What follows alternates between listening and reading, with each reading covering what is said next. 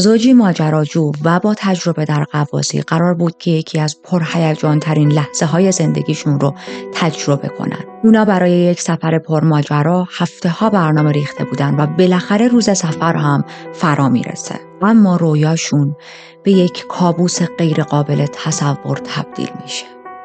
با من همراه باشید.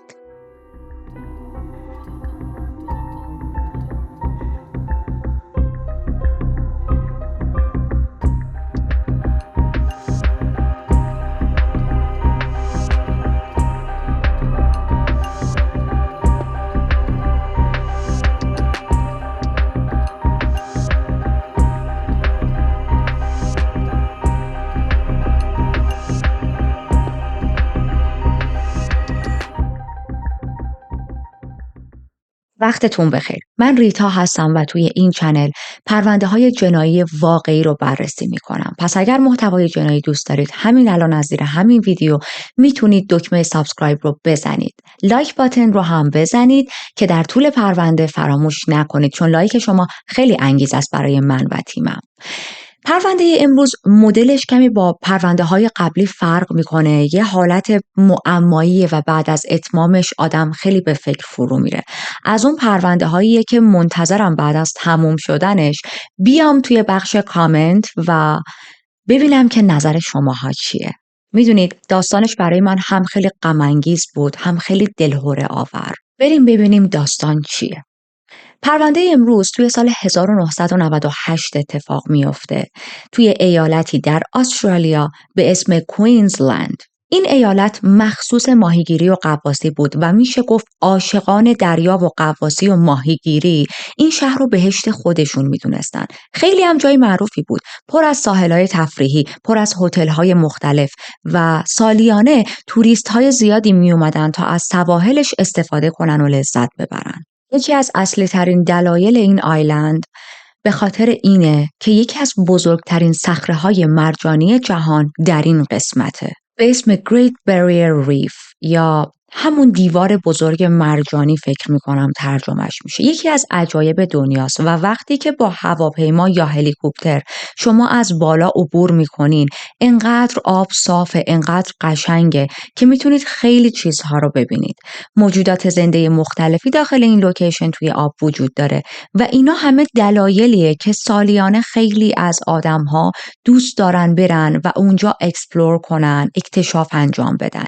یه قسمتایی از این صخره محافظت شده است، آدما نمیتونن برن. یه بخش‌هایش رو هم شما میتونی بری ماهیگیری کنی، برای گردشگرهاست. بالای 400 تا مرجان مختلف داره و 1500 نوع ماهی متفاوت.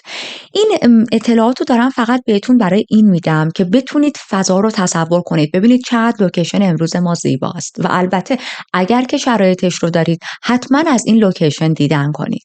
خب حالا الان عمیق‌تر میتونید درک کنید چرا کسایی که عاشق دریا و ماهیگیری هستن جزو آرزوهاشونه که حداقل یک بار در طول زندگیشون برن و این لوکیشن رو ببینن. اما خب از اونجایی که هیچ کجای دنیا فقط شامل زیبایی نمیشه و یه سری ایرادها داره، این لوکیشن هم همینطوره.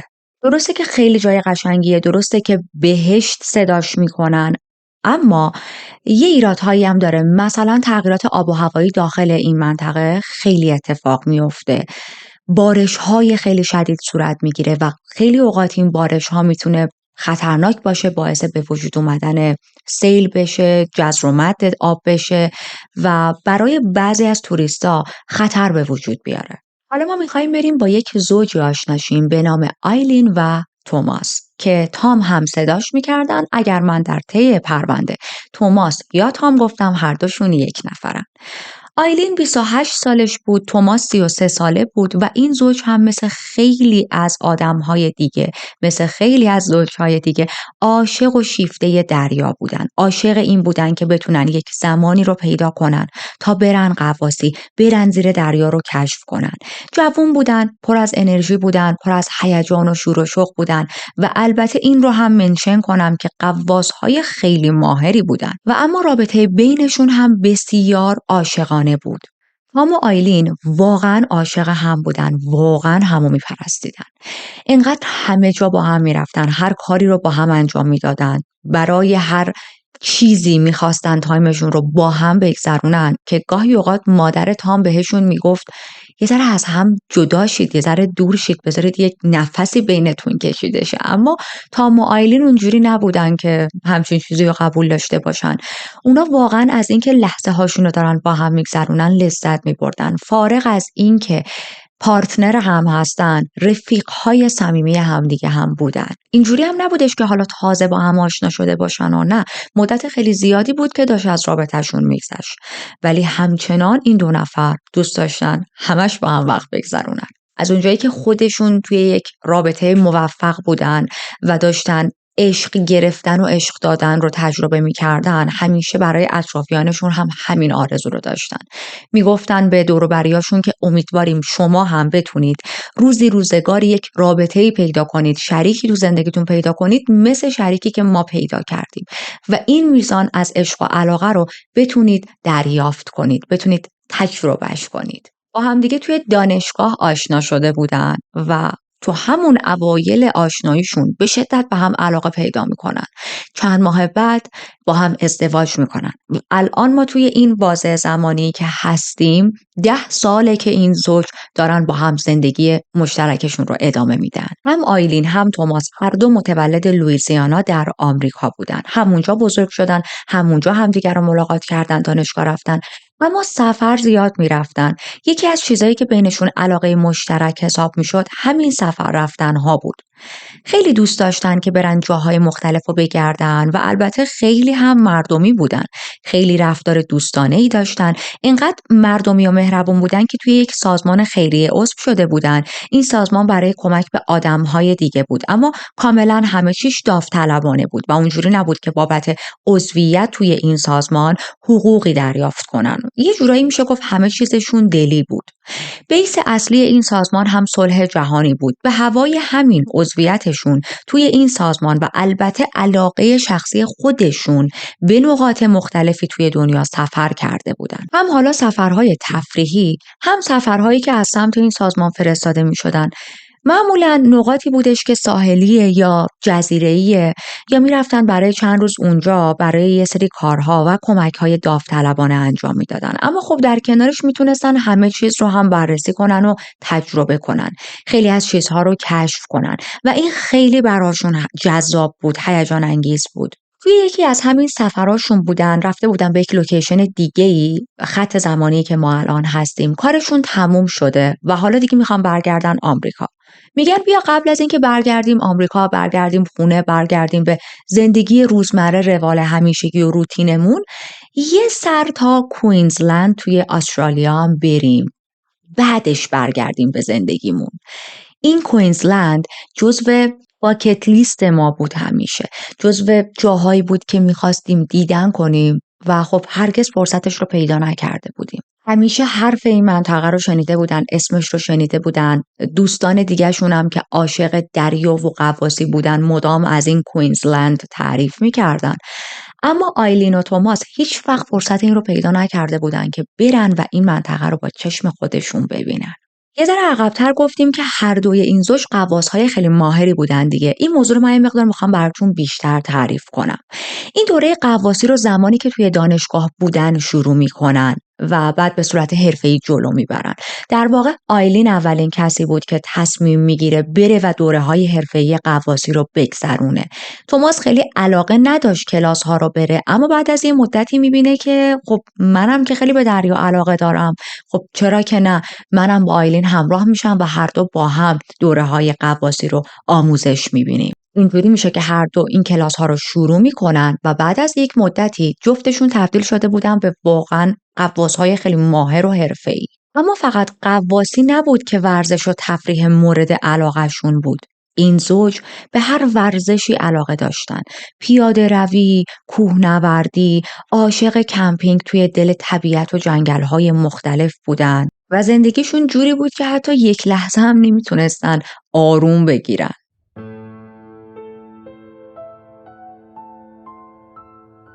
بریم به 25 جنوری سال 1998، یک شنبه بسیار آفتابی. روزیه که این زوج رسیدن به استرالیا، رفتن به اون منطقه مورد نظرشون با یک گروهی آشنا شدن که این گروه کارشونه که آدم‌ها رو ببره وسط آب برای غواصی و الان آماده ان که لباساشون رو بپوشن، برن شیرجه بزنن توی آب و تجربه غواصیشون رو توی اون منطقه به دست بیارن. قبل از اینکه همه کاری بکنن با این کامپانی قرارداد رو امضا میکنن. من نمیدونم همچین سفرهایی چند تا از شماها رفتین یا نه. یک توضیح خیلی کوچیکی میدم. معمولا بعضی وقتها زمانی که شما میخواید یه سری از ورزش‌های پرخطر رو انجام بدید، بهتره که به صورت گروهی باشه و بعضی از کامپانی‌ها میان گروه جمع میکنن، اونا میشن مسئول این گروه‌ها. شما باید قرارداد باهاشون امضا کنید. حالا این قرارداد که میگم مثلا چیزی نیست که بخواید 1-2 روز 10 روز درگیر پروسه اداری شید. یه سری امضا کردن و دیتیلز نوشتن پیپر ورکیه. مشخصاتتون رو مینویسید، امضا میکنید و معمولا توی این قراردادها شما خودتون باید امضا کنید که مسئول جونتون خودتون هستین و یا بعضی از کامپانی ها از شما یک مبلغ اضافه تری دریافت میکنن، در ازاش به شما اینشورنس میدن، به شما بیمه میدن که اگر 1% اتفاق بدی براتون افتاد، حداقل اینکه عزیزانتون بتونن یک بیمه‌ای دریافت کنن، یا اینکه حالا اگر جونتون به خطر نیفتاد فقط آسیبی دیدین، خودتون بتونید بیمه دریافت کنید. آیلین و توماس همون قراردادی که باید مینوشتن رو امضا میکنن.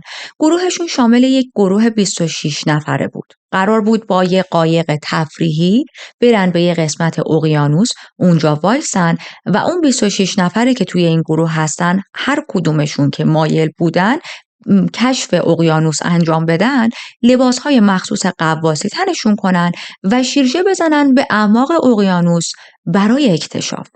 قیمت بلیتشون هم حدوداً نفری $100 بود اون زمان. قرار هم بود این قایق تفریحی 40 مایل دور شه از ساحل. حالا چرا خوبه که برای انجام چنین تفریح‌هایی آدم با گروه‌های امن، با شرکت‌های امن بره جلو؟ دلیل اول، ببینید ما گفتیم آیلین و توماس هر دوشون غواصهای خیلی ماهری بودن، درسته؟ اما هر چقدر هم شما ماهر باشید توی غواصی به این معنا نیست که تمام مناطق رو بشناسید. آیلین و توماس اون منطقه رو نمیشناختن، اون جزیره رو نمیشناختن، با آبهای اونجا آشنا نبودن، با حیات داخل آب آشنا نبودن. مورد دوم این که اینجور شرکت ها تجربه بالایی دارن، روزانه دارن 3 بار 4 بار 5 بار گروه های مختلف رو میبرن به اون قسمت و خب چندین و چند ساله دارن این کار رو انجام میدن. و دلیل آخر، زمانی که شما با یک گروه 20 نفره 30 نفره همراه بشید توی چنین شرایطی، اگر یک اتفاق بدی بیفته، امکان کمتر آسیب دیدنتون، امکان زنده موندنتون خیلی بالاتره تا زمانی که تنها باشید. به هر حال توی یک گروه چندین نفره بیشتر آدم ها میتونن به هم کمک کنن. بالاخره ساعت 3 بعد از ظهر میشه و حالا قرار آیلین و توماس شیرجه بزنن توی آب. این در حالیه که نمیدونن این آخرین غواصیشون خواهد بود. یه مقدار میخوام این پروسه رو بیشتر براتون باز کنم واسه اینکه خودتون رو بهتر توی موقعیت و فضای آیلین و توماس و همینطور پرونده قرار بدید. خب گفتیم این گروه 40 مایل دور شدن از ساحل تا برن وسط اقیانوس و غواصی رو اونجا انجام بدن. همه باید مجهز باشن، لباس غواصی مخصوص تنشون باشه، دستگاه‌های اکسیژن داشته باشن و وقتی به اون مکان مد نظرشون میرسن، دونه دونه میرن روی قایق. یه جای مخصوصی داره برای شیرجه زدن و از اونجا شیرجه میزنن داخل آب. چون که اگر همین جوری بخوان با یه حالت معمولی شیرجه بزنن، ممکنه اون تجهیزاتی که همراهشون هست آسیب ببینه و یا به خودشون آسیب وارد کنن. برای همین یک حالت و اصول خاصی داره برای شیرجه زدنشون. وقتی که شیرجه زدن داخل آب، میتونن برای خودشون هر جایی که میخوان بگردن، اما از محدوده 10 الی 30 متری دیگه نباید دورتر بشن. به هر حال بعد از شیرجه زدن میتونن برای خودشون زیر دریا رو اکتشاف کنن. اما یه زمانی داره، اون زمانش که دیگه تموم میشه، یه نفر میاد کل گروه رو جمع میکنه. یه سوت مخصوصی داره این آدم که وقتی این سوت رو به صدا در میاره، افرادی که زیر آب هم هستن صدای این سوت رو میشنون. در واقع یک نویز خاصی رو به وجود میاره که باعث میشه آدم ها از زیر آب هم بتونن به راحتی بشنون این صدا رو. خب این سوت رو اون طرف میزنه، بقیه اعضای گروه باید بیان نزدیک قایق و دیگه جمع کنن برن برای اینکه دم ساحل مشروب بخورن و ناهار بخورن و بزنن و برقصن و مابقی برنامه هاشون. برای افرادی که نمیدونن، اسکوبا دایوینگ اسم این کاریه که انجام میدن و یکی از ورزش‌های خیلی لذت بخشه. شما فرصت این رو داری بری زیر دریا، همه چیزو ببینی، ماهی‌ها رو لمس کنی، کنار مرجان‌ها راه بری و انگار که وارد یک دنیای دیگه‌ای شدی. اما خطرهای خاص خودش رو هم داره. وقتی که با اینجور شرکت‌ها میخواین برین برای اسکوبا دایوینگ، یه عالمه قانون مینویسن. اینا رو باید مطالعه کنید و با خیلی هاش هم باید موافق باشید. حتی خیلی از شرکت‌ها افرادی که زیاد حرفه‌ای نیستن رو قبول نمی‌کنن. میگن که شما مثلا تجربتون کمه یا اینکه توی گروه‌های خاصی میذارن افرادی که کم تجربه هستن. مثلا توی یه مناطق خاصی میبرنشون. افرادی که مبتدیان گروهشون فرق داره با اون افرادی که حرفه‌ای‌ان.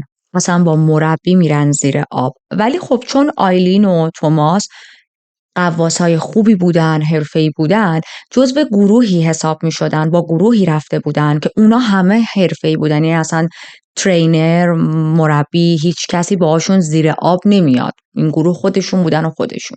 برگردیم به آیلین و تام. الان نوبت اونا بود. میرن روی اون قسمت مخصوص شیرجه بزنن. وای میسن شیرجه میزنن و در حال دیدن و تماشا و لذت بردن از زیر دریا بودن. خب الان چند دقیقه گذشته از غواصیشون و به نظرشون میاد که چرا صدای سوت رو ما نشنیدیم. الان اون کسی که لیدره و روی قایق وایساده باید سوتو بزنه و اینا هم باید برن بالا و سوار قایقشن برگردن به ساحل. اما توی این چند دقیقه اخیر هیچ صدای سوتی نشنیده بودن. کم کم میان روی آب و وقتی نگاه میکنن میبینن هیچ قایقی اونجا نیست. تام و آیلین وسط اقیانوس به اون بزرگی تنها مونده بودن. قایق بدون اونا رفته بود.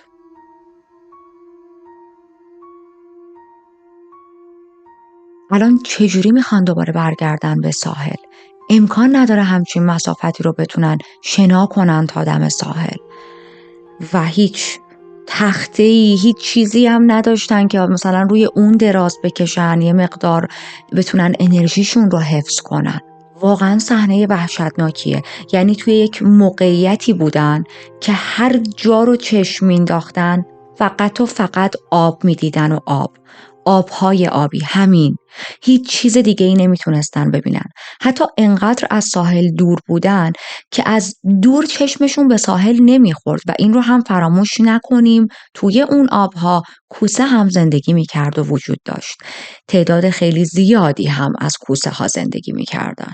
صحنه رو تصور کنید. 2 نفر آدم وسط یه اقیانوس به چه بزرگی و فقط و فقط تنها چیزی که میشنون سکوته. صدای موج آبه که به بدنشون میخوره و شاید یه ذره هم صدای پرنده ها بیاد. اما سکوت محض. هیچ نشونی از آدم دورشون نیست. هیچ نشونی از ساحل نیست و الان نمیدونن که چی کار باید بکنن. چه جوری باید برگردن. قطعا تلاش کردن برای فریاد زدن، برای کمک خواستن، ساعتها فریاد کشیدن اما هیچ کس صداشون رو نشنیده. از اینجا به بعد پرونده رو که من دارم براتون تعریف میکنم چیزهای 100% نیست و یه سری احتمال و حدسه. احتمال خیلی زیاد آیلین و توماس الان انتظار داشتن که بالاخره بعد از گذشتن چند دقیقه یا چند ساعت یه قایق تفریحی کسی رد شه و اینا رو نجات بده و یا به امید این بودن که اون قایق، اون گروه که اینا رو جا گذاشته متوجه غیبت و نبود این زوج بشه و برگرده. بالاخره باید متوجه شن دیگه. میگن که خب ما 26 نفر اومدیم، 24 نفر برگشتیم، 2 نفرمون نیست. کجان؟ وسط آب جا گذاشتیمشون، پس باید دوباره برگردیم به صحنه. اما خب چند ساعت میگذره و هنوز هیچ کس برنگشته بود تا این زوج رو برداره و نجات بده. ما دقیقاً نمیدونیم اینجا تام و آیلین تصمیم گرفتن که چه کارهایی رو انجام بدن برای اینکه طاقت بیارن تا نیروی نجات پیششون برسه. چه افکاری توی سرشون گذشته، چقدر ترسیده بودن، چقدر ناراحت بودن، چقدر به همدیگه امید میدادن. اما با توجه به خیلی از فیلم‌ها و مستندهایی که دیدیم از افرادی که توی موقعیت‌های مختلف و خطرناک گیر افتادن و بعد از چندین روز، چندین هفته یا حتی بعد از چند ماه تونستن نجات پیدا کنن، میتونیم یه حدسایی بزنیم که این دو نفر توی اون لحظات چه کارهایی داشتن میکردن. من وقتی داشتم کیس آیلین و توماس رو بررسی می‌کردم، راجع به پروندهشون تحقیق می‌کردم، خیلی شانسی به پرونده یک آقای دیگه‌ای هم برخورد کردم. این آقای یک آقای انگلیسی بود، توریست بود، دقیقاً برای شنا کردن و تفریح رفته بود توی یک لوکیشنی، بر اساس یک اتفاقی توی دریا تنها میمونه و 40 ساعت تونسته بود توی دریا دووم بیاره. این آقا توی آب و هوای بسیار طوفانی گیر کرده بود توی دریا وسط اقیانوس، اما یک برتری داشت موقعیتش نسبت به موقعیتی که آیلین و توماس بودن. اونم این که این آقا فقط 3 مایل فاصله داشت تا ساحل، اما آیلین و توماس 40 مایل فاصله داشتن با ساحل و همین میشه که این آقا بالاخره میتونه به ساحل برسه. من داشتم صحبت‌های این آقا رو گوش میدادم، مطالبش رو میخوندم که بتونم توی پرونده امروز آیلین و توماس درک بهتر و بیشتری داشته باشم. یه مقدارش رو براتون میگم چون قطعاً برای شما هم جالبه. این آقا میگفت من تقریباً نزدیک 2 روز 40 ساعت 8 ساعت کمتر از 2 روز توی دریا گیر کرده بودم و هیچ کاری نمیتونستم بکنم. آب خیلی سرد بود، طوفانی بود هوا، موج‌ها همینطوری کوبیده میشد توی سر و صورتم. بسیار گرسنه بودم و بیشترین چیزی که از همه بیشتر اذیتم میکرد، در واقع بدترین چیز اذیت کننده گرسنگی بود. از شدت گرسنگی هر لحظه احساس میکردم دیگه توان ندارم. دیگه باید بدنم رو رها کنم و برم زیر آب. میگفت که من اصلا فکر نمیکردم زنده بمونم. میگفتم که خب قطعاً میمیرم. الان نمیرم 1 ساعت دیگه مردم. حد اکثر 2 ساعت دیگه مردم. اما من زنده از اینجا بیرون نمیام. من الان دارم آخرین لحظه های زندگیم رو سپری میکنم. اما به طرز معجزه آسایی همون دریای طوفانی به خاطر امواج زیاد این آقا رو میاره نزدیک ساحل و چند ساعت بعد آدم‌ها پیداش میکنن و نجاتش میدن. درسته که آیلین و توماس نسبت به شرایط این آقا 40 مایل فاصله داشتن و گفتیم این چیز خیلی خوبی نیست، اما این رو هم فراموش نکنیم آیلین و توماس جزو غواصهای حرفه‌ای بودن. شنا کردن بلد بودن، غواصی بلد بودن، لباس غواصی تنشون بود و تجربه شنا کردن توی دریا رو هم داشتن، چون تجربه شنا توی دریا با استخر خیلی فرق میکنه. مثلا من خودم مربیگری شنا گرفتم. از زمانی که 8 سالم بود 7 سالم بود کلاس شنا میرفتم، اما اصلا توی شنا کردن تو دریا خودم رو حرفه‌ای نمیدونم و هرگز هم نمیتونم تجربهش کنم. خیلی این دوتا با هم فرق میکنه. اینکه شما فقط یک شناگر ماهر باشی با اینکه غواص باشی و تجربه شنا کردن توی دریا رو داشته باشی متفاوته. پس آیلین و توماس این برتری رو هم نسبت به این آقا داشتن. همینطور گفتیم لباس غواصی تنشون بود دیگه. البته درست لباس غواصی مثل جلیقه نجات نیست، جوری طراحی شده که شما برید زیر آب. جلیقه نجات جوری طراحی میشه که شما روی آب میمونی تا غرق نشی. این دوتا خب خیلی متریالشون با هم فرق میکنه. اما خب این جلیقه نجات داشتن یه برتری داشتن، هم این که یک مقدار بدنشون رو گرم نگه میداشت. البته که خب وزن اضافه ای هم بهشون میداد، اما باز نسبت به افرادی که من داشتم تحقیق میکردم مطالعه میکردم فقط یه تیشرت و شلوارک ساده یا یه مایو تنشون بود و توی دریا گیر کردن، باز لباس غواصی داشتن تا حدی میتونه کمک کنه، یک مقدار شما رو روی آب بیشتر نگه میداره. ما گفتیم ساعت 3 بعد از ظهر شیرجه زدن و چندین دقیقه بعدش که دیگه وقتش بود بیان بالا، از آب اومدن بالا و دیدن هیچکی اون اطراف نیست. گروه اونا رو ترک کرده، رها کرده و رفته. خب این یعنی چی؟ یعنی هنوز هوا خیلی آفتابیه. و وقتی میگم آفتابی، اگر که عاشق دریا باشین و وسط ظهر ساعت 3-4 ظهر که آفتاب تو اوج تابشش، اوج گرماش قشنگ وسط آسمون، تو همچین محیط‌های قرار گرفته باشین، الان میتونین منظور منو درک کنین. آفتاب خیلی تند بود و این تابش نور زیاد همینجوری مستقیم داشت میخورد به این دو نفر و اینا هیچ جوره نمیتونستن برای خودشون سرپناهی درست کنن یا جلوی این نور آفتاب که مستقیم داره به سرشون میخوره رو بگیرن. قطعا اولین مشکلی که باش برخورد کرده بودن دیهایدریت شدن بود، یعنی با کم آبی بدنشون روبرو بودن. حالا برگردیم به اون کامپانی، به اون گروهی که توی قایق بودن، به اون افرادی که وظیفه داشتن این گروه رو مدیریت کنن، لیدر بودن، مدیر برنامه‌های اون گروه بودن.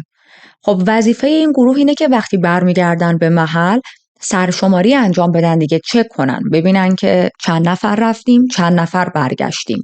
تعداد کمه، پس باید بریم دنبال اون تعدادی که نیومدن با ما. چی شده؟ جا موندن وسط دریا. اما متاسفانه این کار رو نمی‌کنن توی این گروه. لیدر اون گروه، مدیریت اون گروه این کار رو نمی‌کنه. اصلا اعضا رو نمیشمارن و طبق گفته خودشون متوجه کم بودن اعضا نمیشن. گروه الان برگشتن به ساحل، این شرکت داره براشون غذا سرو میکنه، مشروب میخورن، میگن، میخندن، میزنن، میرقصن، راجب تجربه فوق‌العاده‌شون از اون غواصی صحبت میکنن برای همدیگه و هیچ کس این وسط نفهمیده که بابا تام و آیلین نیستن، 2 نفر کم شدن از این گروه. حتی یه چیز عجیب دیگه اتفاق میفته. لوازم این 2 نفر توی اون قایق مونده بود دیگه، کوله پشتیشون مونده بود، لوازم آیلین و تام. و کم کم اعضای گروه لوازمشون رو برمیدارن میرن دیگه، برن سمت هتل، برن سمت بقیه کاراشون و تنها کوله پشتی و لباسها که جا مونده بود متعلق به این زوج بود. اعضای این گروه، لیدرش و کپتین و اینا میان میبینن این کوله پشتی و لوازم وجود داره و اصلا به خودشون فکر نمی‌کنن خب این لوازم مال کیه؟ چرا یه سری لوازم اینجا جا مونده؟ میگن که خب حتما یکی جا گذاشته دیگه از اعضای گروه و برمی‌دارن میذارنش توی اون قسمت آفیس که حالا هر کسی که اینا رو گم کرده شاید چند روز بعد بیاد دنبالش. چیزی که ما ازش مطمئنیم اینه که از اون زمانی که آیلین و توماس توی اقیانوس رها شدن 5 ساعت تمام زیر آفتاب شدید بودن و بعد از 5 ساعت تازه آفتاب شروع میکنه به غروب کردن. اون روز تموم میشه، شب میشه، همه خوشحال برمیگردن به هتلاشون یا به زندگیشون و هنوز هیچ کس متوجه نشده بود که آیلین و تام نیستن توی گروه، این 2 نفر بر نگشتن. فرداش میشه این کامپانی قرار بود که یه گروه جدیدی رو با خودش ببره. این کار رو هم میکنن، یه گروه 26 نفره رو دوباره درست میبرن همون جایی که آیلین و توماس رو برده بودن. این گروه میرن شیرجه میزنن، چند دقیقه رو تفریح میکنن، زیر اقیانوس رو میگردن، میان بالا و باز برمیگردن. میدونم الان اینجا براتون سواله، خب اگه این گروه برگشتن چرا آیلین و توماس رو پیدا نکردن؟ یک توضیح کوچیکی بدم برای دوستانی که خیلی تجربه غواصی اگر نداشتن. وقتی شما توی دریا رها میشی ثابت یه جا نمیمونی. دریا مثلا خشکی و اینا نیستش که شما اگه توی یک منطقه رها شدی بتونی تا 24 ساعت خودت توی همون منطقه نگه داری. بدون اینکه خودت متوجه شی موج دریا شما رو این ور اون ور میبره. یعنی الان که فرداش شده این گروه اومدن، درسته به همون لوکیشنی اومدن که آیلین و توماس گم شده بودن، اما موضوع این آیلین و توماس توسط موجها رفتن اونورتر، خیلی اونورتر، جوری که خب اصلا قابل مشاهده نیستن. من واقعا بیخیالی این کامپانی رو نمیتونم درک کنم. شما یک کامپانی بزرگ هستید، شما مسئول جون آدم ها هستید، شما وظیفه به گردن گرفتید که ما در طول روز فلان قدر آدم رو سالم میبریم وسط اقیانوس و سالم هم برمیگردونیم، وگرنه که هیچ آدمی دیوانه نیست پول بده جونش هم بده که شماها اینجوری رهاش کنید.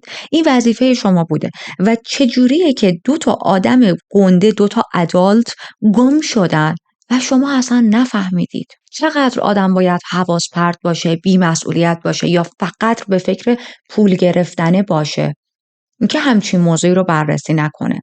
آیا موقع دریافت پول هم اگر به جای نفری $100 نفری $90 میدادن متوجه نمیشدید؟ یا تا آخرین سنتشو از آدم‌ها دریافت نکنید نمیذاشتید وارد دریا بشن؟ خب این اهمیتی که به پول گرفتن میدید رو به جون آدم‌ها هم بدید. موضوع ناراحت کننده و اعصاب خورد کنتر اینه که در حالی که آیلین و تام وسط اقیانوس زیر آفتاب به امید اینن که یکی بیاد پیداشون کنه، آفتاب میره، شب میشه، هوا سرد شده، آب یخ شده، فریز شده. این زوج همچنان امید دارن که یکی الان بیاد پیداشون کنه، در حالیه که اصلا کسی نفهمیده این 2 نفر گم شدن. شب به صبح میرسه و اگه این زوج تونسته باشن زنده بمونن، هنوز امید دارن که یه نفر بیاد پیداشون کنه. این کامپانی اصلا متوجه مفقودی این 2 نفر نشده. فرداش دوباره 26 نفر رو برده واسه غواصی تو همون لوکیشن و واقعا من ناراحت میشم، هرس میخورم وقتی از این زاویه به این موضوع نگاه میکنم.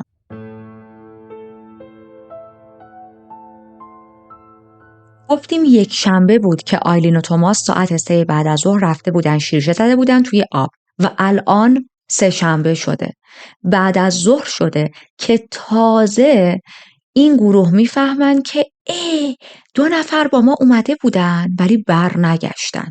چجوری هم میشه که میفهمن؟ صاحب اون کامپانی داشت یه سری تغییرات توی شرکت میداد، داشت یه سری چیزها رو مرتب میکرد که متوجه میشه یه کوله پشتی و یه سری لباس چند روزی همجوری افتاده یه جا تو شرکت و هیچکی هم نیومده اینا رو برداره.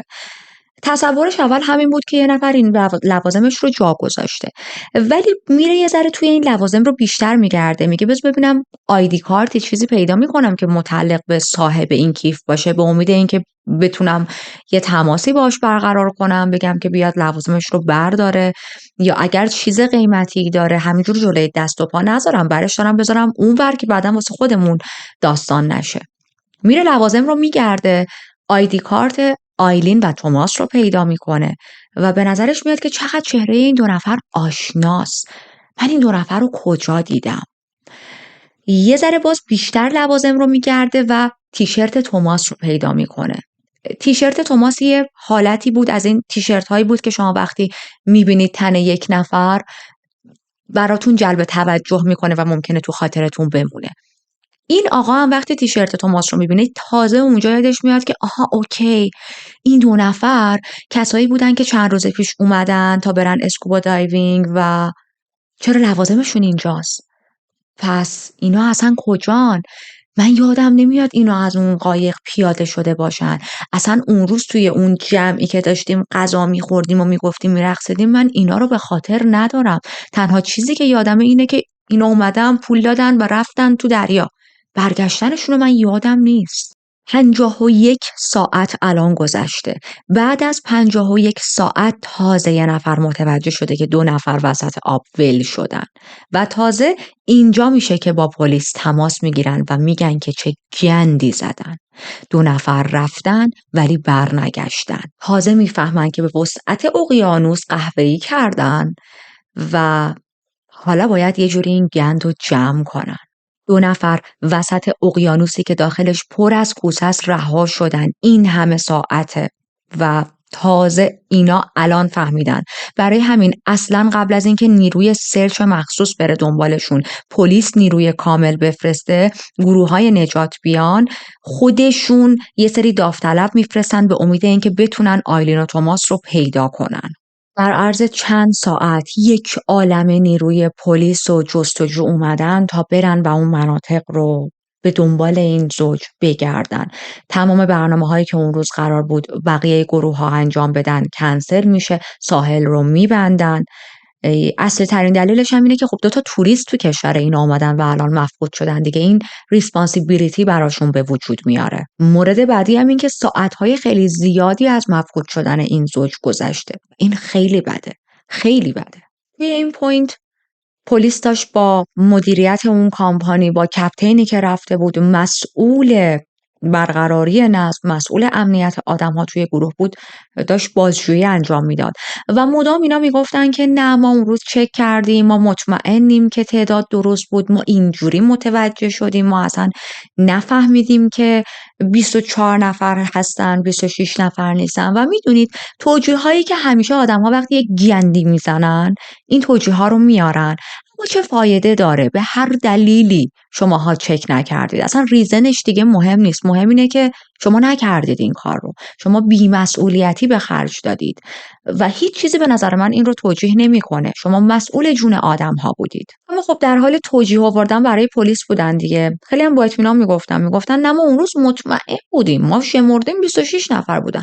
خب پس چجوری این 2 نفر دیوانه‌ان اومدن دم ساحل، بعد دوباره خودشون بدو رفتن که جون خودشونو بگیرن وسط دریا؟ نمیشه که. خیلی ها حتی داوطلبانه به گروه های جستجو ملحق میشن. خب خیلی هم برای اون کمپانی بد بود دیگه.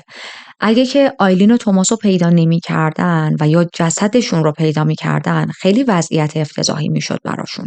از اون طرف هم بعضی از آدم‌ها خیلی ناراحت بودن. دلشون سوخته بود که یه زوج جوونی که توریستن توی اون کشور الان یه جا گیر کردن وسط ناکجاآباد تو اقیانوس و شاید هنوز شانسی باشه که بتونن زنده پیداشون کنن. اما خب یه پچ‌پچ‌هایی میشد این وسط. یه حرفی هست میگن توی همچین شرایطی هر چقدر ساعات بیشتری بگذره احتمال اینکه اون آدم یا اون اشخاص زنده از اون موقعیت بیان بیرون کمتر میشه. حتی توی خیلی از کیسا من داشتم بررسی میکردم، یه نظریه‌ای هست میگن که معمولاً آدم‌ها بیشترشون وقتی توی اقیانوس رها میشن تو همون 24 ساعت اولیه جونشون رو از دست میدن. بازم میگم این یک نظریه است، قطعی نیست. خب هیچ کسی که توی اقیانوس رها شده و مرده دوباره زنده نشده بیاد برای ما تعریف کنه، برای همین در حد نظریه است. اما میگن که دلیلش اینه آدم‌ها ناامید میشن، آدم‌ها خسته میشن، گشنه میشن، امیدشون رو از دست میدن، مورد حمله کوسه ها قرار میگیرن اگر توی اون آبها کوسه یا موجودات دیگه ای وجود داشته باشه، انرژی از دست میدن، از حال و هوش میرن. مثلا توی کیس این زوج ما گفتیم که وسط ظهر در حالی که آفتاب خیلی شدید بود این زوج رها شده بودن و بعد از 24 ساعت حتی اگر تونسته باشن دووم بیارن 48 ساعت رو چجوری گذروندن؟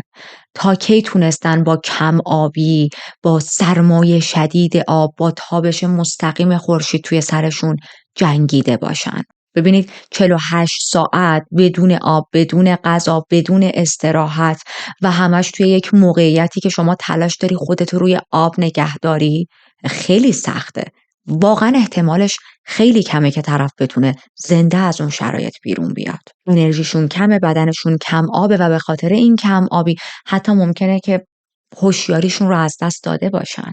یک عالمه قایق نجات میفرستن، کلی هلیکوپتر میفرستن تا از بالا بتونن همه جا رو چک کنن و سرچشون با هلیکوپتر هم اینجوری نبود که فقط اون منطقه رو بگردن چون رها شدن توی اقیانوس و دریا همونطوری که بهتون گفتم چطوریه. شما به طور مثال 40 مایلی ساحل رها شدید توی آب، این به این معنا نیست که تو همون 40 مایلی بمونید. موج دریا شما رو دور میکنه، میبره سمت شرق، میبره سمت غرب و خب این به این معناست که الان بعد از گذشتن این همه روز و ساعت ممکنه این زوج خیلی دورتر شده باشن از اون نقطه‌ای که رها شده بودن.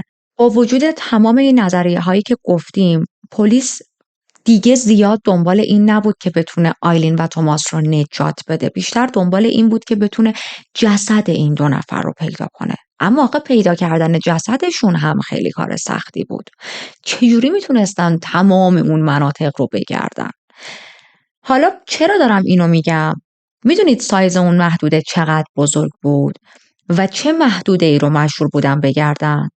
برای چی من میگم امکان پذیر نیست؟ وسعت کشور هند چقدره؟ 2 برابرش کنید. اونم توی سال 1998. حتی همین الانش هم یه همچین مساحتی رو کسی نمیتونه برای 2 نفر بگرده. تیم پلیس، تیم جستجوگر و تمام آدم‌های داوطلب 3 روز تمام دنبال این زوج گشتن اما هیچ اثری ازشون نبود. حتی نیروی دریایی بهشون ملحق میشه اما بازم نمیتونن هیچ اثری از این زوج پیدا کنن. کم کم یه سری چیزا متوجه میشن. مثلا یه سری پیام توی دایوینگ اسلیت میبینن که عجیب بود. دایوینگ اسلیت چیه؟ من معادل فارسیش رو نمیدونم، براتون توضیحش میدم. یه وسیله‌ایه که غواص‌ها زیر آب ازش استفاده میکنن برای اینکه بتونن با همدیگه کامیونیکیت کنن، ارتباط برقرار کنن، چون خب زیر آب که نمیتونن با هم حرف بزنن. توی این دایوینگ اسلیت دستخط توماس رو میبینن. بعدش که یه ذره بیشتر هیستوریش رو چک میکنن میبینن پیام‌های SOS وجود داشته. خب این پیام‌های SOS از سمت کی بوده؟ از سمت آیلین و توماس بوده. این دو نفر تلاش داشتن از طریق این دستگاه درخواست کمک کنن، اما هیچ کس توجه نکرده بود. نوشته شده بود برای هر کسی که این پیامو میخونه و میتونه به ما کمک کنه. ما 25 جنوری ساعت 3 بعد از ظهر سال 1998 اینجا رها شدیم توی این منطقه. لطفاً کمکمون کنید. بیایید ما رو نجات بدید قبل از اینکه ما بمیریم. و یک هلپ دیگه هم آخر جملهشون نوشته بودن به معنای کمک. و صادقانه بگم وقتی این نوشتهشون رو دیدم، داشتم نگاه می‌کردم، یکی از ناراحت کننده ترین بخش ها توی این پرونده بود اینکه این زوج احتمالاً از هر راه و روشی که میتونستن به ذهن یک نفر میرسه درخواست کمک کرده بودن. احتمالاً خیلی فریاد زده بودن، از این طریق تلاش کرده بودن یک درخواست کمکی کنن، SOS بنویسن و باز هم هیچ کس متوجه نشده بود. میدونید این مدل نوشتنشون، جمله هایی که توماس به کار برده بود، مشخص بود که واقعا ترسیدن و یک حالت خواهش، التماس، تمنا توی این جمله ها دیده میشد.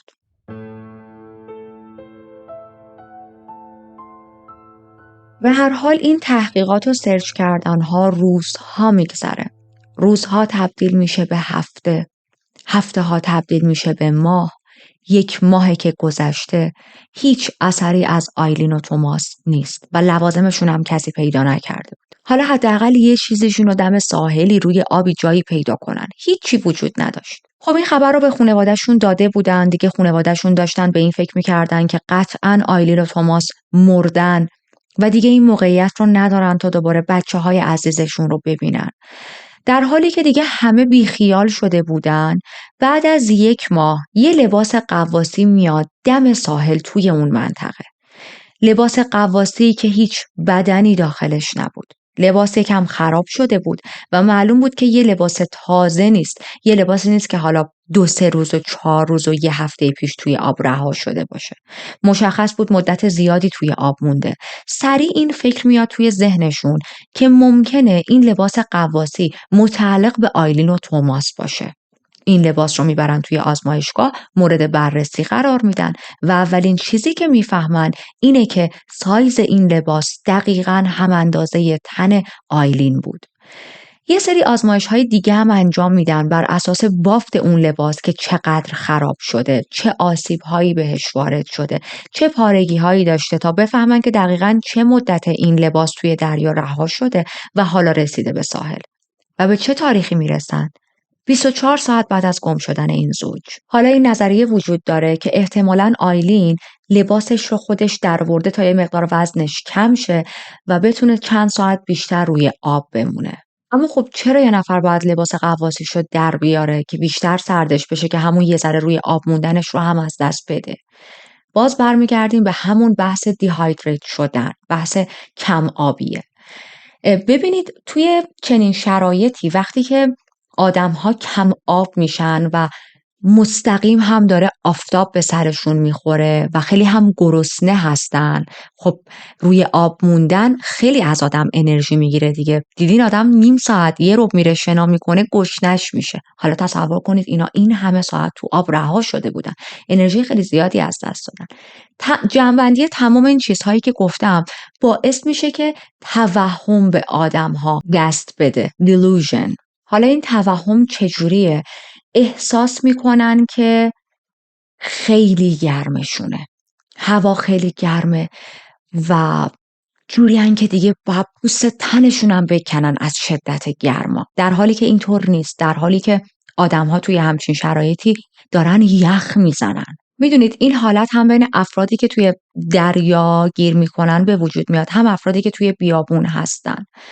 یا وقتی میگم بیابون، خب بله روزا بیابون خیلی گرمه اما شباش خیلی سرد میشه دیگه. منظورم اینه فکر میکنن که خیلی الان هوا گرمه، ما داریم آتیش میگیریم، اما در واقع اونا از سرمای زیاد این حس بهشون دست داده.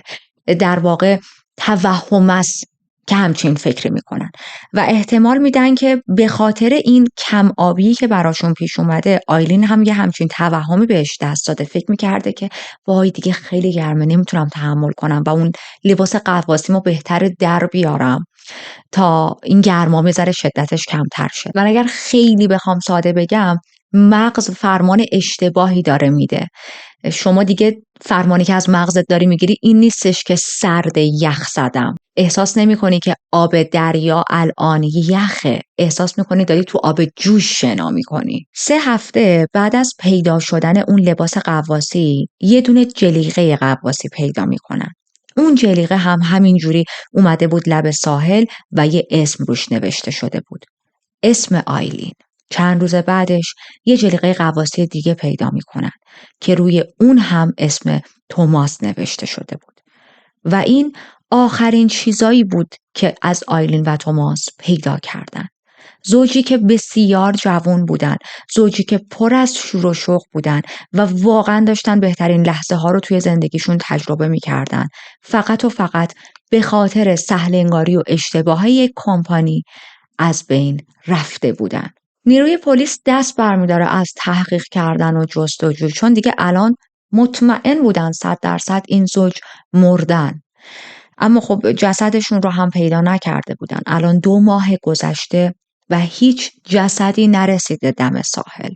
یه نظریه دیگه ای هم هست در رابطه با بدن این 2 نفر که میگن به احتمال زیاد آیلین و توماس در اثر کم آبی و توهم و همینطور از دست دادن قوای جسمانی از حال رفتن، بدنشون رها شده توی آب، توی دریا و موجودات داخل دریا مثل کوسه و یه سری از ماهی ها بدن اینا رو خوردن، چون براشون کاری نداره در عرض چند روز کل بدن رو بخورن و این شاید دلیلی باشه که هرگز بدن یا در واقع جسدی به ساحل نرسیده. اما خب تئوری های دیگه ای هم وجود داره که من همه رو برای شما میگم. مثلا یه تئوری دیگه ای هستش میگه که آیلین و توماس مورد حمله کوسه ها قرار گرفتن.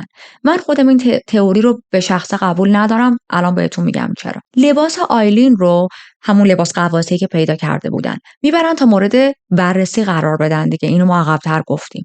یکی از چیزایی که میخواستن بررسی کنن این بودش که آیا جای گاز گرفتگی روی لباس آیلین وجود داره یا نه. روی لباس غواصی یه سری جاهای پارگی بود، اما این پارگی ها پترنش، ردش با جای گاز کوسه خیلی فرق داشت و خب کوسه هم اونجوری نیستش که وقتی یک آدمی رو میبینه، مثلا موز که نمیخواد دستش بگیره پوستشو بکنه بعد خود موزه رو بخوره، که تیکه پاره میکنه طرفو. و این آثاری که روی لباس آیلین مونده بود حالتی بود که انگار به مرجانهای کف دریا گرفته و پاره شده.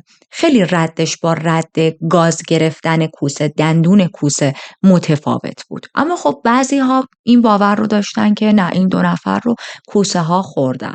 نظریه بعدی که من با اون هم اصلا موافق نیستم، به نظرم اصلا منطقی نیست، اینه که این 2 نفر مرگ خودشون رو ساختن، یعنی مرگ ساختگی درست کردن که بعد با یک هویت دروغی و جعلی برن یه جا زندگیشون رو از ابتدا شروع کنن.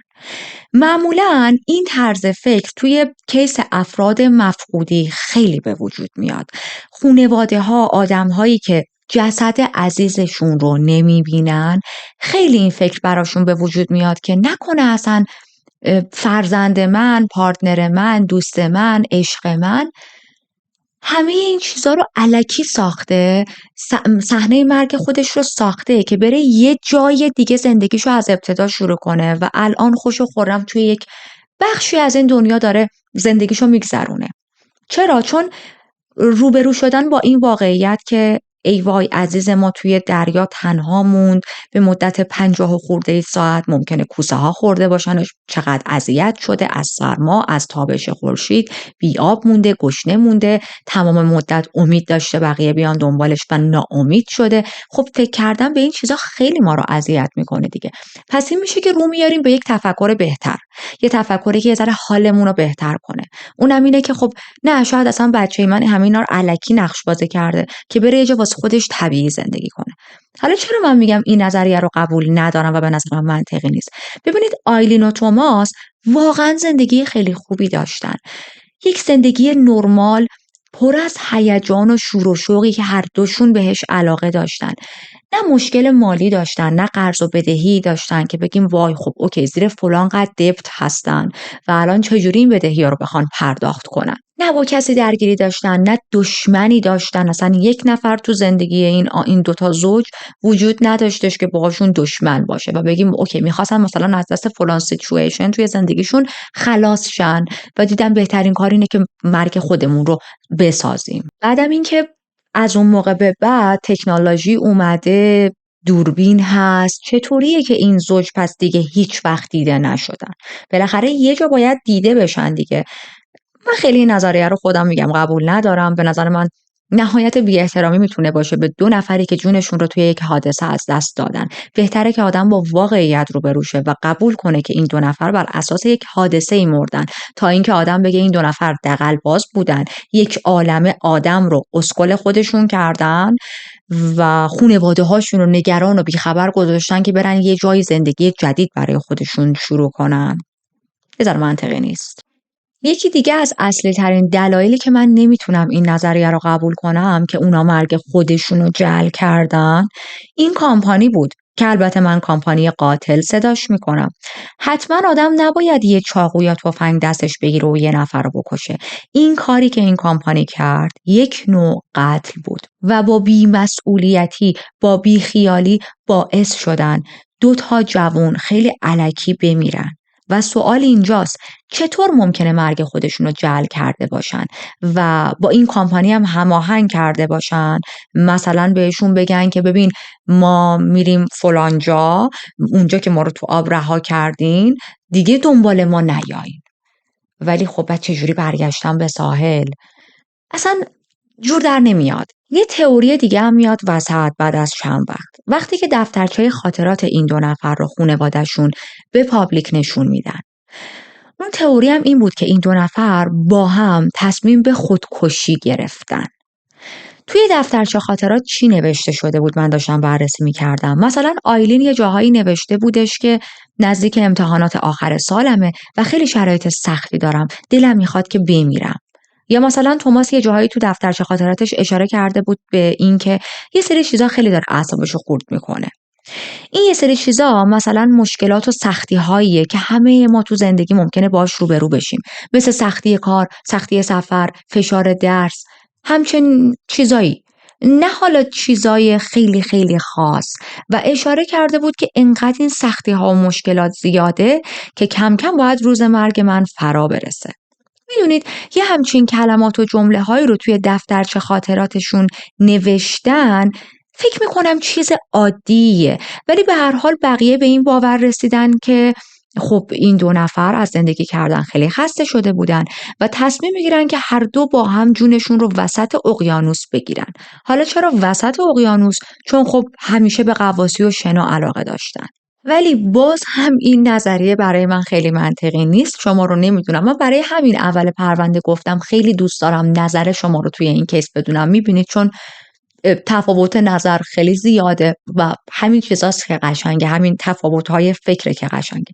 من این نظریه رو قبول ندارم، دلایلمو بهتون میگم.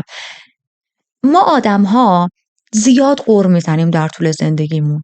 زیاد پیش میاد که گله کنیم، به زمین و زمان غر بزنیم، بگیم ای بابا امروز روز خیلی بدی بود برام، و حتی خیلی وقتها میگیم کاش بمیرم، کاش دیگه زنده نباشم.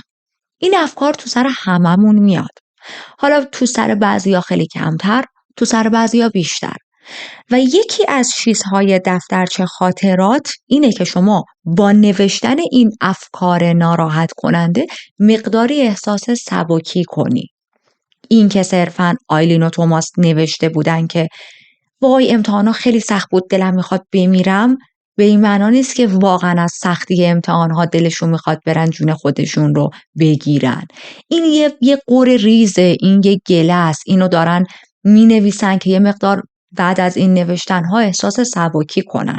نظر من اینه. یه جای دیگه مثلا آیلین توی دفترچه خاطراتش نوشته بود که تام آدمی نیست که بخواد جون خودش رو بگیره، اما خیلی وقتا در رابطه با مرگ صحبت میکنه.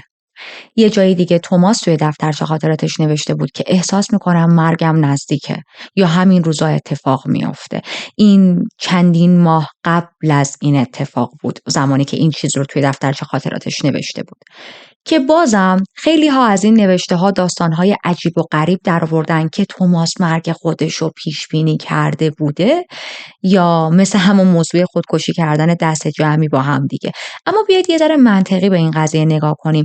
منطقیش اینه که این دو نفر زندگی پرفراز و نشیبی داشتن. گفتیم هر دوشون عاشق سفر رفتن و کشف کردن جاهای عجیب و غریب بودن دیگه.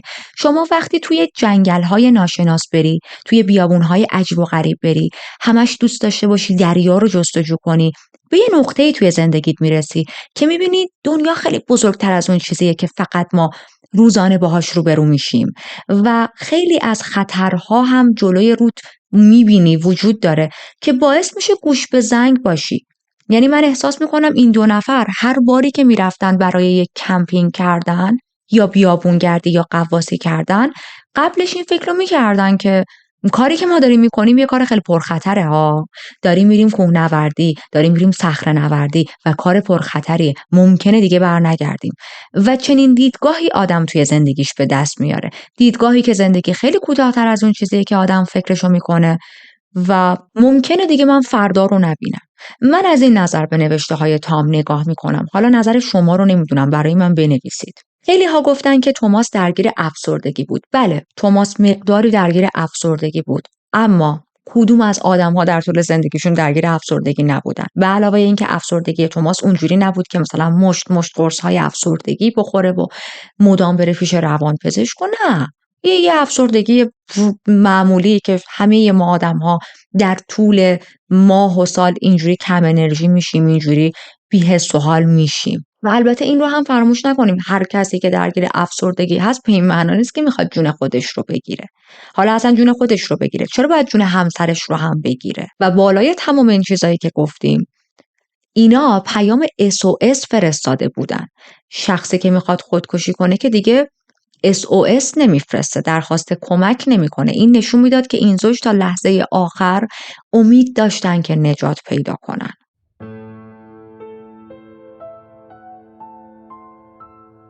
برگردیم به اون کامپانی تا ببینیم که سر اون کامپانی قاتل چی اومد. این کامپانی رو اتهام بهش وارد میکنن به خاطر بی‌مسئولیتی روی جون دو نفر. کسی که اون روز کپتین بود، مسئول جون آدم ها بود توی اون قایق، به اصطلاح بهش میگفتن کپتین جک، متهم بود به قتل غیر عمد. براش دادگاه تشکیل میشه و بهش توی اون دادگاه میگن ببین تو کپتین بودی، تو باید سرشماری انجام میدادی، تو باید حواست میبود که 2 نفر کم شدن از این گروه. تو شخصی بودی که سیفتی همه رو تأمین میکردی و باید مراقب این موضوع می بودی، اما نبودی. سرت با جاهای دیگه ای از بدنت بازی میکرد. وقتی توی دادگاهاش این مورد رو مطرح میکنن که تو چطور نفهمیدی 26 نفر رفتین 24 نفر برگشتین، میگه من یه مقدار گیج شدم، چون وسط اون دایوینگ که بودیم و میخواستیم برگردیم 2 نفر شیرجه زدن، دوباره برگشتم به قایق و من شمردن تعداد از دستم در رفت. فکر کردم که خب ما همون 24 نفر بودیم، 24 نفرم برگشتیم.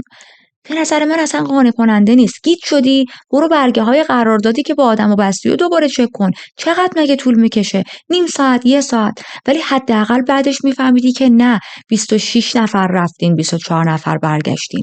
و اگر توی همون چند ساعت اول این موضوع رو متوجه میشدن، 100% میتونستن این زوج رو نجات بدن. دادگاه‌های این کپتین جک توی سال 1999، یعنی 1 سال بعد از مفقود شدن این زوج برگزار شده بود. اما حالا برگردیم به کامپانی، ببینیم خود اون کامپانی داستانش چیه. هنوزم داره کار میکنه. این کامپانی هم خیلی خوششانس نبود.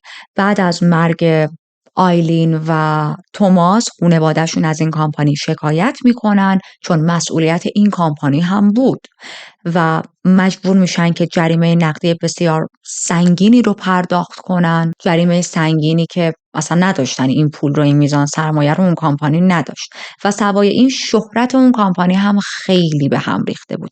هیچ کس دیگه دوست نداشت با اون کامپانی بره داخل دریا.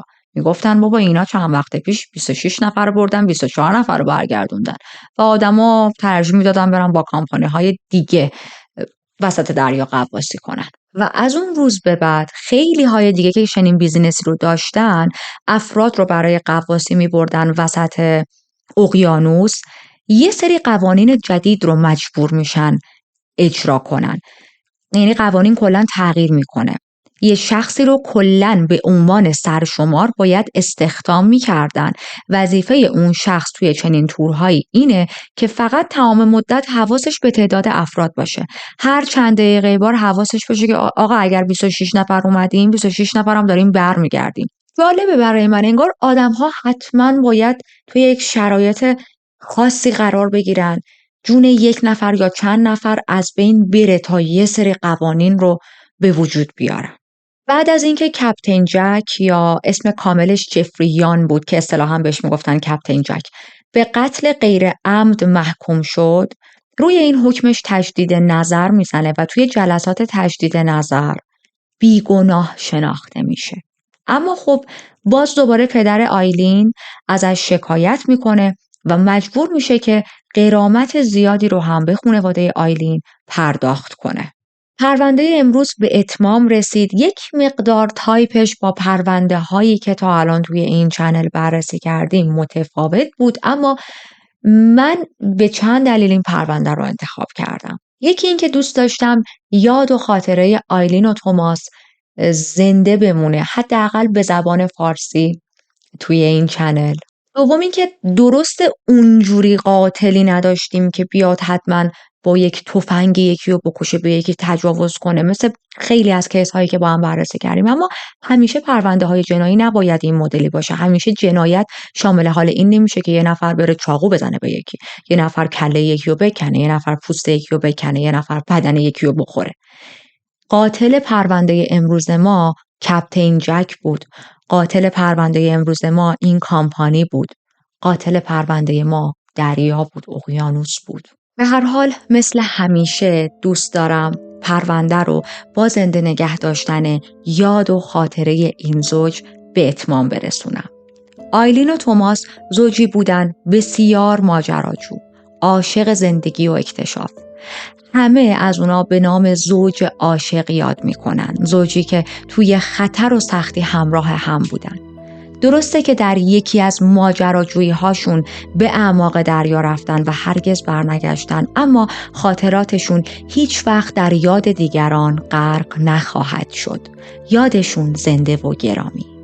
سال 2003 یک فیلمی از زندگی اتفاقی که در واقع برای این زوج افتاده درست میکنن. من اینجا کاورشون رو براتون میذارم و من خودم هنوز این فیلم رو ندیدم. نمیدونم که قشنگ نیست. اگر که دیدین برای من کامنت بذارین ببینم ارزش دیدن داره. قطعاً که خب این فیلم تمام واقعیت نیست، اقتباس گرفته شده از این اتفاق. اصلی ترین دلیلش هم اینه که هیچ کس نمیدونه دقیقاً چه اتفاقی برای آیلین و توماس افتاد، چی به روزشون اومد. اما برسیم به مهمترین بخش کیس امروز، اونم خوندن نظر شماها بود. شما چی فکر میکنید؟ شما اول از همه با حکمی که به اون کپتین دادن موافقید؟ اینکه بعد از تجدید نظری که زد گفتن اوکی نه تو بیگناهی، اون مسئول مرگ این دو نفر بود. از نظر من، نظر شما چیه؟ و همینطور این که فکر میکنید چه اتفاقی برای آیلین و توماس افتاده؟ با کدوم از اون نظریه ها موافق بودید؟ یا شما نظریه متفاوت و جدیدی دارید؟ اگر اینطوره حتما برای من بنویسید، خیلی برام خوندنش جالبه. دمتون گرم که تا اینجا با من همراه بودید. اگر که هنوز کانال رو سابسکرایب نکردید دعوتتون میکنم تا دکمه سابسکرایب رو بزنید. از زیر همین ویدیو به راحتی میتونید دکمه رو بزنید، سابسکرایب کنید. زنگوله کنارش رو هم بزنید تا وقتی من ویدیو آپلود میکنم داغ ازش مطلع شید. اگر یادتون رفته لایک باتن رو بزنید که خستگی من و تیمم در بره. منتظر کامنتتون هستم. مراقب خودتون باشید. اگر میرید غواصید با احتیاط این ورزش رو انجام بدید. تا پرونده بعدی، بدرود.